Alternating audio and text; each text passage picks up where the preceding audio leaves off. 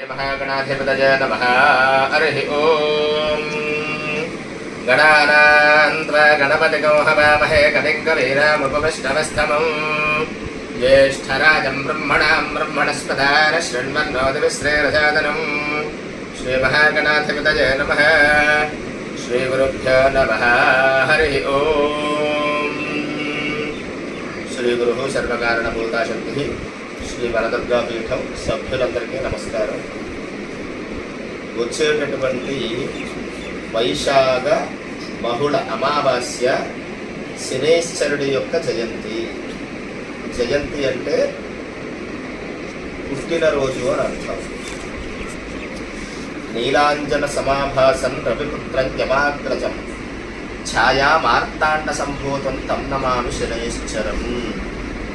స్వామివారు నీలవర్ణంలో ఉంటారట. నీలాంజన సమాభాసం సూర్యనారాయణమూర్తి యొక్క కుమారుడు. రవిపుత్రం యమాగ్రజం యముడు యొక్క అన్నగారు. ఛాయా మార్తాండ సంభూతం తం నమామి శనేశ్వరం. అయితే అటువంటి శనేశ్వరుడికి నేను నమస్కారం చేస్తున్నాను. శనేశ్వరుడు అంటే మెల్లగా నడిచేటటువంటి వాడు అని అర్థం. శన్యానిష్టేతు సంప్రాప్తే శని హోమాంచకారయేత్. శని ధ్యానం ప్రవక్ష్యామి, శని పూజాం, శని హోమం ప్రవక్ష్యామి ఆయుఃపీడోపశాంతయే. స్వామివారిని సప్తమాధిపతి గ్రహాల్లో 7వ వారు శనేశ్వరుడు. అంచేత ఈ స్వామివారి యొక్క అనుగ్రహం కోసం ఈ శనేశ్వర జయంతి నాడు, స్వామివారి యొక్క పుట్టినరోజు నాడు మనం ఏం చెయ్యాలి? మన్యు సూక్త పారాయణ చేస్తే మంచిది. ఎందుకు మంచిది? ఒకానొక సమయంలో రావణాసురుడు నవగ్రహాలన్నింటినీ బంధించి విపరీతంగా ఇబ్బంది పెడుతూ ఉండేవాడు. అటువంటి సందర్భంలో స్వామి హనుమ తన యొక్క పరాక్రమంతో వారిని విడిపించారు. అప్పుడు నవగ్రహాలన్నీ రకరకాలైనటువంటి వరాలు స్వామివారికి ఇచ్చారట. అప్పుడు ఏం చెప్పాట? శనేశ్వరుడు స్వామివారికి చెప్పాట, నాయనా హనుమ, నీ యొక్క ఉపాసన పూజాధికములు ఎవరైతే జరుపుతారో వారిని నేను ఎటువంటి ఇబ్బంది పెట్టను అని చెప్పారు. ఒకానొక సమయంలో శివుడంతటి వాడే శనికి భయపడి 7 విఘడియల పాటు ఒక మర్రి చెట్టు త్వరలో భూలోకంలో దాక్కున్నాడు. అంటే శనేశ్వరుడు అనేటటువంటి గ్రహం అంత పవర్ఫుల్ గ్రహం, చాలా శక్తివంతమైనటువంటి. శని ఉచ్చస్థితిలో ఉంటే వాడు గణితంలో రాణిస్తాడు, అపర మేధావి అవుతాడు.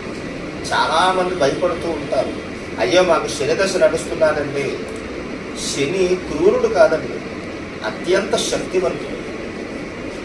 శమగ్నిరగ్నిభిస్కరశ్చన్నశ్చపన సూర్య శంబాతో వాక్తరపమపశ్చిత యమాయ సోమము సునుత యమాయ జుహుతా హవిః యమగోహయజ్ఞో గచ్చద్యజ్ఞదూతో అలంకృతః ప్రజాపతే నత్వదేతాన్యన్యో విశ్వా జాతాని పరితా బభూవ జత్కామాస్తే జహమస్తన్నోస్తు భయం పుష్యామ పతయోరయీనాం. మొట్టమొదటి చెప్పినటువంటి స్వామివారి శనేశ్వరుడి యొక్క వేదమంత్రం. అలాగే అధిదేవత యముడు, ప్రత్యక దేవత ప్రజాపతి. మనకి శని యొక్క స్థితి బాగులేనప్పుడు ఎవరైనా ఒక పండితుడిని సంప్రదించి 19,000 స్వామివారి యొక్క జపాన్ని చేయించి, అలాగే అధిదేవత ప్రత్యక దేవత తరపు 2,000 జపం చేయించి, వాటికి యథాశక్తిగా నువ్వులను, నల్లగుట్ట, నేపు, అదేవిధంగా తెలలు అంటే నువ్వులు.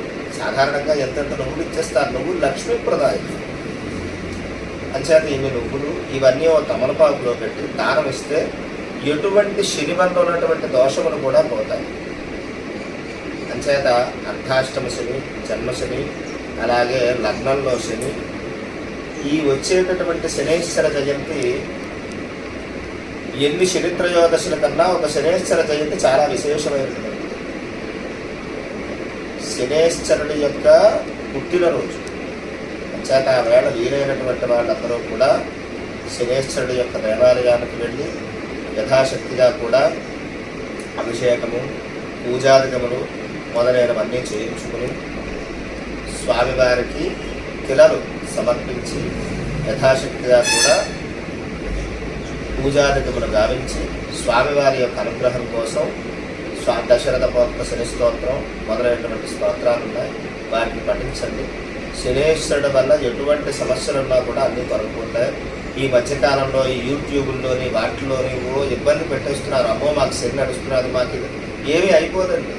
శనేశ్వరుడు మూర్ఖుడు, క్రూరుడు, ఏదో చూసారా, ఏదో చేయకపోతే ఏదో జరిగిపోతుంది అన్నటువంటి అపోహను మొట్టమొదటి తీసేయండి. ఎందుకంటే ఆయన కూడా భగవంతుడే. ఒక్కొక్క సమయంలో ఆ స్థితి బాగులేనప్పుడు కాస్త ఇబ్బంది పడతాం, అంతేగాని ఏమంటే ఎవరో భయపెట్టేసినట్టు ఏమంటే శని వస్తే ఏదో అయిపోతుంది, ఏదో అయిపోదు. శని కర్మఫల ప్రదాత అంటారు, అంటే మనం చేసినటువంటి పాపాల నుంచి విమోచన చేసేటటువంటి వాడు శనేశ్వరుడు. అంచేత ఈ సంవత్సరం మంగళవారం నాడు 27వ తారీఖు పడింది. ఆ రోజు దేవాలయానికి వెళ్ళి స్వామివారి యొక్క దర్శనం చేసుకుని స్వామివారి యొక్క అనుగ్రహాన్ని పొంది ఆ శని వల్ల ఉండేటటువంటి పీడా పరిహారములన్నీ కూడా పోగొట్టుకుని చక్కరైనటువంటి జీవన సాఫల్యాన్ని పొందండి. ఓం నమః శివాయ. శ్రీమాత్రే నమః.